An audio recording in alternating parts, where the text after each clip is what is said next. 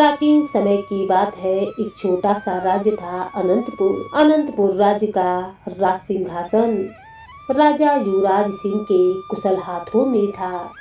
प्रतिदिन राजा शाम के समय सभी मंत्रियों की बैठक लेता और उनसे विचार विमर्श करता। यदि कहीं कोई समस्या होती तो राजा अपनी देखरेख में समस्या का समाधान करवाता। राजा की रानी रूपलेखा अत्यंत सुंदर थी। वह अत्यंत सुंदर होने के साथ साथ राज्य कार्य में भी दक्ष थी, क्योंकि रूपलेखा शस्त्र चलाने में भी निपुण थी। इसी कारण अनंतपुर में राजा के साथ साथ एक कुशल नेतृत्व क्षमता का परिचय समय समय पर रानी भी देती थी।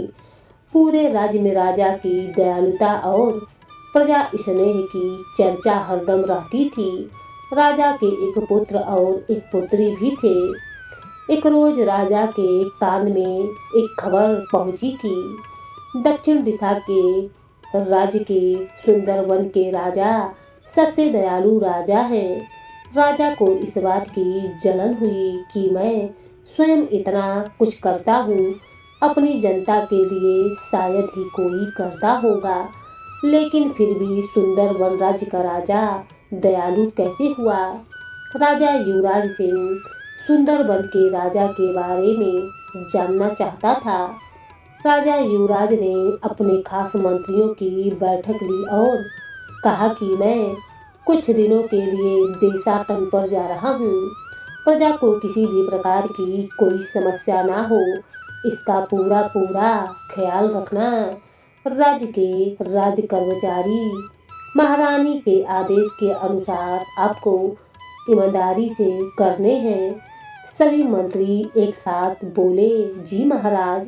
राजा रानी से मंत्रणा करने के बाद महल के गुप्त रास्ते से साधारण भेष में निकल गया। रानी भी प्रजा वात्सल्य थी और उन्होंने राजकार्य को संभालने की जिम्मेदारी ले ली। घने जंगलों से होकर राजा सुंदरवन राज्य की सीमा में दाखिल हुआ। 5-7 दिन का सफर राजा ने पैदल ही तय किया था तो उनके वस्त्र और भी मैले हो गए थे। अब राजा सच में एक साधारण गरीब व्यक्ति लगने लगा था। सुंदरवन राज्य के गांव में राजा एक एक दिन रुकता और लोगों से भीख मांग कर खाना खाता। सुंदरवन के लोग भी दयालु थे तो राजा युवराज बातों ही बातों में राजा के बारे में लोगों से पूछ लेता। 4-5 दिन घूमने और लोगों से थोड़ी बात करने से राजा के बारे में पता चला कि सुंदरवन का राजा वीरभद्र सिंह प्रतिदिन राज दरबार में सोना बांटता है, महल में काम करने वालों को सोना देता है और यदि कोई याचक राज दरबार में जाता है तो राजा उसे भी सोना ही देता है। लेकिन हर रोज इतना सोना देता है तो क्या राजा का खजाना खाली नहीं होता। याचक को अनाज या वस्त्र दे सकता है, लेकिन सभी को सोना देता है तो इतना सोना राजा के पास आया कहाँ से। यही सोचकर राजा युवराज सिंह परेशान हो जाता है। वह इस बात का पता लगाने के लिए राज दरबार में जाना चाहता था, लेकिन डर था कि कहीं कोई पहचान ना ले तो। तभी राजा के दिमाग में एक विचार आया। सुबह के समय प्रहरी को भी नींद आ रही होगी, चुपचाप जाकर महल के मुख्य द्वार के पास सो जाता हूँ ताकि सुबह कोई मुझे देखे और राजा के सामने ले जाए।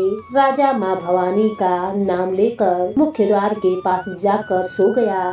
थोड़ी देर के बाद एक प्रहरी की नजर राजा युवराज पर पड़ी। उसने अपने कुछ साथियों को बुलवाया और वे आपस में बातें करने लगे कि हो सकता है कि यह कोई गुप्तचर हो। यही सोचकर उन्होंने युवराज सिंह को उठाया और जेल में डाल दिया। युवराज सिंह मन ही मन खुश था कि महल में तो पहुंच गया, अब बस राजा के सामने पेश होना है। प्रातःकाल के राज्यकार्य का दरबार लगा। राजा वीरभद्र सिंह सिंहासन पर विराजमान हुए और बोले, बताइए आज क्या खास बात है, क्या है? तो उनका महामंत्री बोला, महाराज आज सुबह सुबह मुख्य द्वार के पास एक व्यक्ति बेहोशी की हालत में मिला है। प्रहरियों ने उसे जेल में डाल रखा है। अच्छा, उस व्यक्ति को मेरे सामने पेश किया जाए। जो आज्ञा महाराज। सैनिक राजा युवराज सिंह को लेकर आता है। महामंत्री बोला, महाराज यह है। वह गुप्तचर राजा ने युवराज सिंह की तरफ गौर से देखा, ऊपर से नीचे तक। देखने के बाद राजा ने कहा, मंत्री मुझे तो यह कोई गरीब जरूरतमंद ही लग रहा है। युवराज सिंह राजा के पैरों में गिर जाता है। महाराज मैं कोई गुप्तचर नहीं बल्कि समय का सताया हुआ एक गरीब हूँ। भूख से बेहाल 3 दिन से कुछ खाया नहीं। इधर उधर भटकता हुआ जंगल से जा रहा था, लेकिन एक रास्ते से आपके महल तक पहुँच गया। अच्छा, तुम कौन हो और कहाँ से आए हो? महाराज मेरा नाम माधव है। मैं कलवी राज्य का रहने वाला हूँ, लेकिन वहाँ का राजा बड़ा ही क्रूर है और मेरे पास कोई काम भी नहीं था। मैं तो काम की तलाश में निकला था, लेकिन 1 साल से घूम रहा हूँ। मुझे किसी भी राज्य में कोई काम नहीं मिला। सभी गुप्तचर कहकर कुछ दिन के लिए जेल में डाल देते हैं और बाद में नजरबंद करके जंगल में फेंक देते हैं। महाराज यदि आप मुझे कोई काम दे सके तो देवी माँ की आप पर अति कृपा होगी। राजा मंत्रियों को इशारे से पास बुलाता है और कुछ पल उनसे मंत्रणा करता है और निष्कर्ष यह निकालता है कि उसको कैदखाने में कैदियों का खाना बनाने के लिए रसोइया के साथ रख दिया जाए और दिन रात इस पर नजर भी रखी जाए। राजा बोला, माधव क्या तुम्हें खाना बनाना आता है?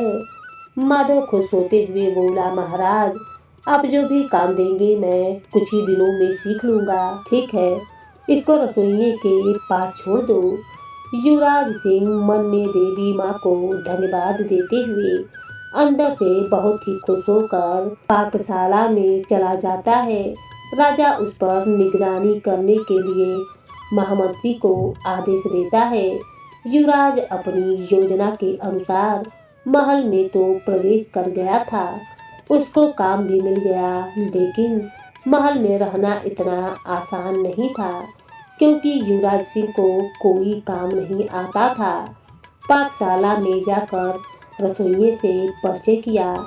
माधव बोला, महाराज आपसे एक निवेदन है। मैंने कभी रसोई का काम किया नहीं है। मैं तो एक मजदूर हूँ, तो मुझे पाकशाला का ज्ञान नहीं है। कृपया आप मेरी मदद कीजिए। रसोइया बोला, बंधु आप चिंता न करें, जितना काम मुझे आता है मैं आपको सिखाने की पूरी कोशिश करूँगा। युवराज रसोइये के साथ पाकशाला के गुण सीखने लगा और जिस काम को एक बार रसोइये के साथ करता फिर उसी को अच्छी तरीके से कर लेता। मुख्य रसोइये के साथ हर वक्त रहने से युवराज सिंह और उसमें अच्छी पटने लगी। रसोइये बोला, हमारा राजा बहुत ही उदार व्यक्ति है।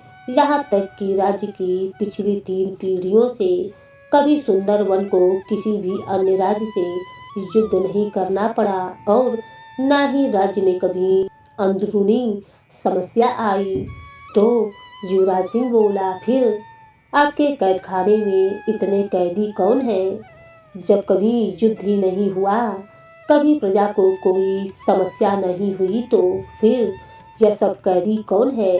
इनका क्या राज है? यह प्रश्न सुनकर रसोइया चौंक गया कि एक साधारण से इंसान को इस बात से क्या मतलब है।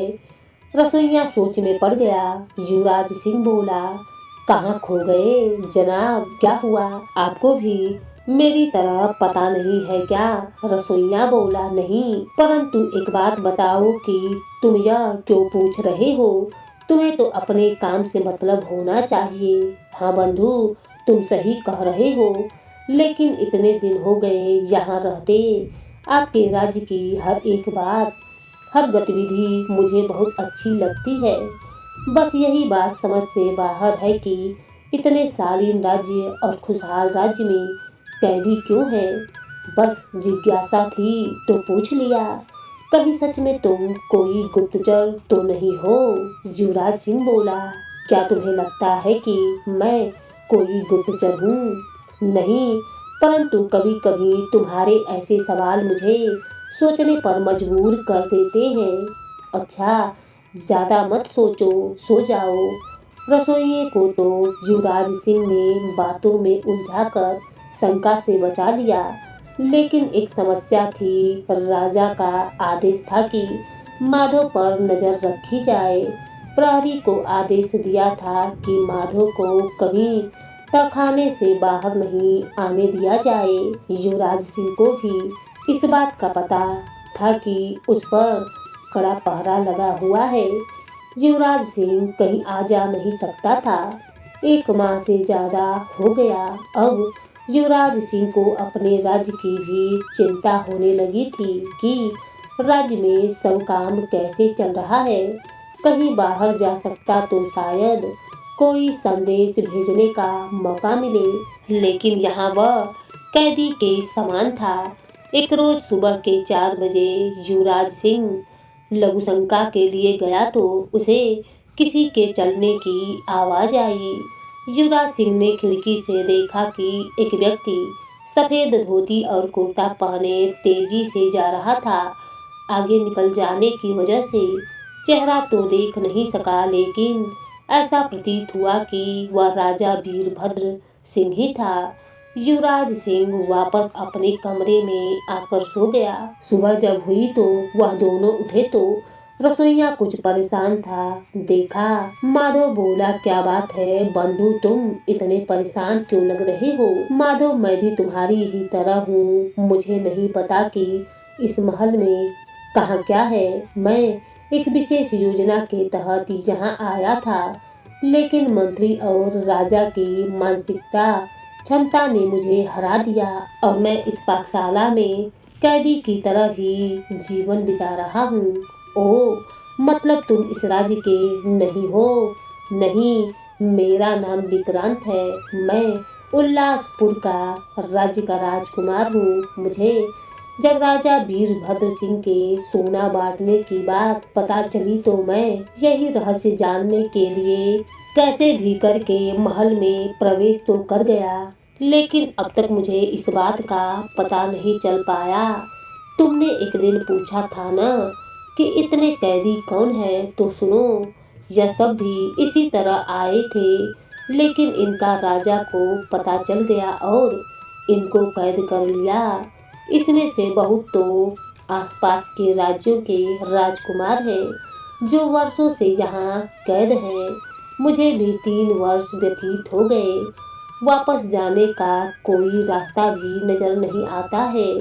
युवराज सिंह बोला, बंधु, मैं तुम्हें वापस निकाल सकता हूँ, बस तुम थोड़ी सी मेरी मदद करो। सुबह के 4 बजे युवराज सिंह ने जो कुछ भी देखा था वह सब कुछ विस्तार पूर्वक उसने अपने रसोइये दोस्त को बता दिया और उससे कहा, कल सुबह मैं उस धोती कुर्ते वाले व्यक्ति का पीछा करूंगा। तुम किसी से इस बारे में बात नहीं करना और मेरे वापस आने तक किसी को भी यह बात पता न चले कि मैं पाकशाला में नहीं हूँ। रसोइया बोला, ठीक है, लेकिन तुम अपना परिचय तो दे दो। मुझे लगता है कि तुम भी मेरी तरह यहाँ आए हो। नहीं, मेरी योजना अलग है, लेकिन तुम मेरी सहायता करो तो मैं तुम्हें यहाँ से निकाल भी सकता हूँ। विक्रांत सिंह बोला, ठीक है माधव, तुम्हें जैसा उचित लगे, लेकिन मुझे यहाँ से निकाल दो। मुझे कुछ भी नहीं चाहिए। 3 साल से मैंने अपने बच्चों का मुंह भी नहीं देखा है। अगली सुबह युवराज सिंह विक्रांत की मदद से दीवार कूदकर बाहर निकल गया और उस व्यक्ति के आने से पहले ही जंगल में छिप गया। 4 बजे वह व्यक्ति आया। युवराज सिंह ने पीछा किया। अब युवराज सिंह को आश्चर्य हुआ कि वह व्यक्ति कोई और नहीं बल्कि राजा वीरभद्र सिंह ही थे। युवराज सिंह अचंभित हो गया। अब वह और ज्यादा जानने को उत्सुक हुआ कि राजा इतनी सुबह रोज कहाँ जाता है। अब युवराज सिंह राजा का पीछा करने लगा। काफी दूर जंगल में एक पहाड़ी की गुफा में एक देवी का मंदिर था। वीरभद्र सिंह मंदिर में प्रवेश कर गया, यह देखने के लिए कि आखिर मंदिर में क्या होता है। माधव चुपके से मंदिर के अंदर आया और दीवार के पीछे से देखने लगा। मंदिर में छोटा सा कुंड था। राजा ने स्नान किया और देवी की पूजा की। उसके बाद एक चूल्हा जलाया, उस पर एक कढ़ाई चढ़ाई, फिर उसमें तेल डाला। युवराज सिंह को यह सब देखकर बहुत ही आश्चर्य हो रहा था कि राजा यह सब क्या कर रहे हैं। राजा तेल को गर्म कर रहा था, तभी युवराज सिंह के पैरों में दर्द हुआ, जैसे किसी सांप जैसे जानवर ने काट लिया हो। युवराज जहाँ खड़ा था वहाँ काफी अंधेरा था, इसीलिए उसे कुछ दिखाई नहीं दे रहा था। तभी युवराज को ध्यान आया कि उसके पास रस्सी है। जहाँ सांप ने काटा था उसके ऊपर के हिस्से को रस्सी से कस करके बांध दिया ताकि जहर पूरे शरीर में न फैले। लेकिन युवराज सिंह को दर्द हो रहा था जो असहनीय था। युवराज सिंह ने सोचा कि यदि कुछ वक्त और रुका तो मैं मर जाऊंगा। यदि मर गया तो फिर रहस्य जानकर भी क्या करना। तभी युवराज ने देखा कि राजा अब आंखें बंद करके देवी के आगे ध्यान लगाकर बैठ गया था। युवराज धीरे से बाहर आया। युवराज को बहुत दर्द हो रहा था। युवराज जड़ी बूटी के बारे में जानता था, क्योंकि रास्ता भी जंगल में ही से गुजर रहा था। तो युवराज ने जंगल में निवारक पत्तियां इकट्ठी की और एक पत्थर पर उनको मल करके सांप के काटने के स्थान पर लगा लिया। दर्द अधिक होने की वजह से युवराज बेहोश हो गया और जब युवराज की आंखें खुली तो चिलचिलाती धूप दे रहा था।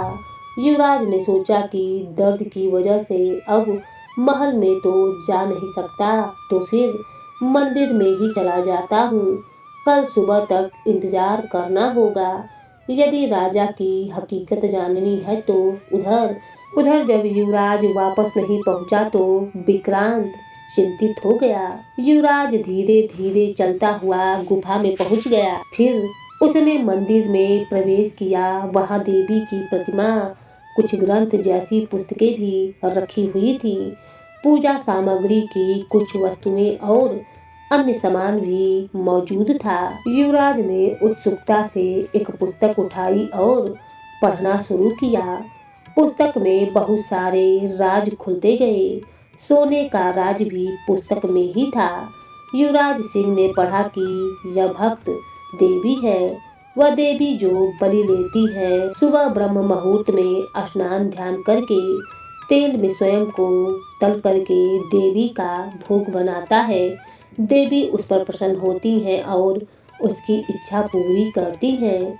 युवराज अत्यधिक आश्चर्यचकित हो गया कि राजा वीरभद्र सिंह स्वयं की बलि हर रोज देता है और प्रजा के लिए इतना कष्ट सहन करता है। अब युवराज को राजा वीरभद्र से सहानुभूति होने लगी।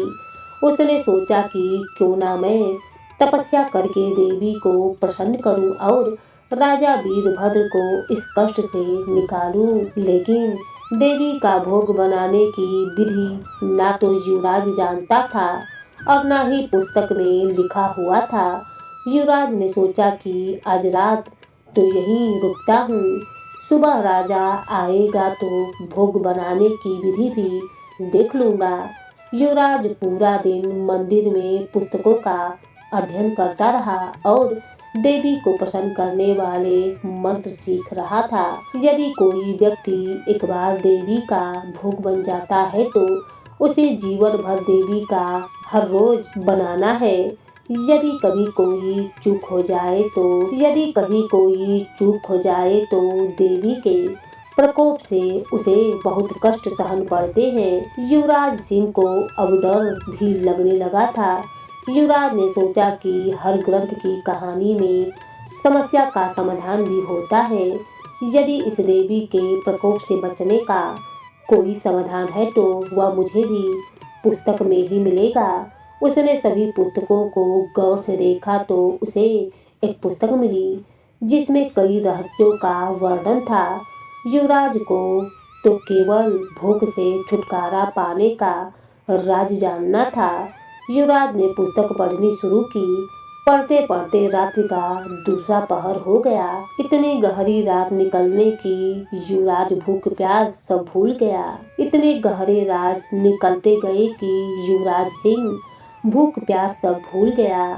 पुस्तक में लिखा था कि कोई व्यक्ति सुबह होने से पहले रात के 12 बजे तुलसी की माला हाथों में लेकर के एक पैर पर खड़े होकर के मंत्र जाप करे तो 8 मंत्र जाप करे तो देवी प्रकट हो जाती हैं और उसे मनचाहा वरदान भी देती हैं। युवराज सिंह को कुछ संतोष हुआ कि समाधान तो है, लेकिन 1008 मंत्र जाप वह भी एक पैर पर खड़े होकर कैसे होगा। लेकिन युवराज तो राजा को होने वाले असहनीय कष्ट से बचाना चाहता था। सुबह के 4 बज चुके थे और राजा वीरभद्र मंदिर में प्रवेश करके देवी की प्रतिमा के आगे ध्यान में बैठ गया था। राजा कोई मंत्र बोल रहा था जो युवराज को सुनाई नहीं दे रहा था। मंत्र जाप पूरा होते ही वीरभद्र खौलते तेल में बैठ गया। यह एक दर्दनाक दृश्य था। उसी समय एक भयानक आवाज के साथ तेज रोशनी प्रकट हुई। युवराज ने देखा कि एक औरत राजा वीरभद्र के तले हुए शरीर को बड़े ही चाव से खा रही थी। वह भक्त देवी थी। देवी का खाना होने के बाद अचानक फिर रोशनी तेज हुई और चंद पलों में ही सब कुछ सामान्य था।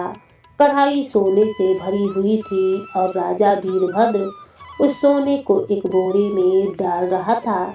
अचानक युवराज सिंह बाहर निकलकर राजा वीरभद्र के सामने आ जाता है। अचानक किसी के सामने आने से और राज खोलने से वीरभद्र चौंक जाता है। तुम कौन हो? घबराइए मत राजन। अरे माधव, तुम यहाँ कहाँ से आए? राजन, आपको संकट से बचाना चाहता हूँ। हमारे ऊपर कौन सा संकट है राजन? रोज रोज प्रजा की खुशी के लिए आप स्वयं को खौलते तेल में तलते हो क्या? यह संकट नहीं है। वीरभद्र भी परेशान था। पहले तो लालच में और प्रजा के सुख के लिए भोग शुरू कर दिया। अब वह इसे छोड़ना चाहता था, लेकिन समस्या यह थी कि वीरभद्र को इसके समाधान का पता नहीं था। वीरभद्र ने युवराज सिंह को बताया कि उसने एक साधु जो इस मंदिर में रहता था उसी से सीखा था, लेकिन साधु ने इसके समाधान का कोई तरीका नहीं बताया था। माधव, मैं तुम पर यकीन नहीं कर सकता। तुम झूठ बोलकर महल में आए थे। अब पता चला कि तुम कोई गुप्तचर ही हो। महाराज, मुझे लगता है कि अब मुझे आपको अपना सत्य बता देना ही चाहिए। राजन, मैं युवराज सिंह हूँ, अनंतपुर का राजा। इतना सुनते ही वीरभद्र आश्चर्य से युवराज सिंह की तरफ देखने लगा। युवराज सिंह और अनंतपुर के बारे में वीरभद्र ने भी खूब सुना था। वे भी युवराज सिंह के शासन से बहुत प्रभावित था। राजा वीरभद्र बोले, कहीं तुम अपनी जान बचाने के लिए झूठ तो नहीं बोल रहे हो ना? राजन, नहीं, आपको अभी भी यकीन नहीं है तो यह देखिए। युवराज सिंह ने अपनी कमर पर बंधी सोने की शाही कमरबंद दिखाई। जिस पर अनंतपुर का सिंहासन का चिन्ह बना हुआ था। देखकर के राजा वीरभद्र को यकीन हो गया और बोला, माफ कीजिए राजन, लेकिन आपका इस तरह महल में आना और अब यहाँ पीछा करना तो मुझे कैसे यकीन होता। कोई बात नहीं राजन, मैं आपको रोज की इस बलि से मुक्ति दिलाना चाहता हूँ। राजन आप ध्यान से जो मंत्र बोलते हैं बता दीजिए, बाकी कल आपकी हर समस्या का समाधान हो जाएगा। राजा वीरभद्र युवराज पर यकीन करके उसे ध्यान करने का मंत्र बता दिया। युवराज सिंह राजा को कल इसी समय आने का कह करके विदा कर गया और वीरभद्र से मंत्र जानकर युवराज सिंह गुफा में मंत्र याद करने लगा और बाकी की विधि को भी बार बार याद करने लगा ताकि भोग बनते समय कोई गलती ना हो। अब रात हो चुकी थी। युवराज सिंह स्नान करके पूजा की तैयारी करने लगा। मंदिर में साफ सफाई की और देवी की पूजा की। रात के 12 बजे युवराज सिंह एक पैर पर खड़ा हो गया। तुलसी की माला लेकर देवी के मंत्र का 1008 जप करना शुरू कर दिया। मंत्र पूरे होते ही भयानक आवाज के साथ साथ तेज रोशनी प्रकट हुई। देवी क्रोध में बोली, कौन है जिसने वर्षों बाद मुझे याद किया है।